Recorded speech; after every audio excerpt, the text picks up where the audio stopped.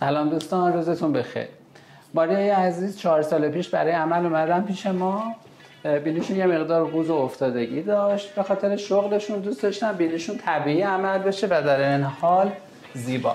الان بعد از 4 سال مهمون ما هستن، با یکی از دوستانشون اومدن مطب ما و بینیشون الحمدلله خیلی قشنگه. من 4 سال پیش از طریق یکی از دوستانمون خانم دکتر با آقای دکتر آشنا شدم که دخترشون پیش آقای دکتر جراحی کرده بودن. اون روز انقدر من خسته بودم، از کلینیک‌های مختلف اومده بودم، حتی 2 ماه قبل برادرم جای دیگه ای عمل کرده بودم. خب من از نظر زیبایی خیلی برام مهم بود، چون دوست نداشتم یه تغییر بدی بکنم که روی کارم تاثیر بذاره و دوست داشتم که یه بینی فوق‌العاده نچرال و در این حال زیبا باشه. و همین که از نظر تنفس به مشکل نخوام. خب خیلی مشکلات مختلفی دیده بودم تو دیگران که میترسیدم.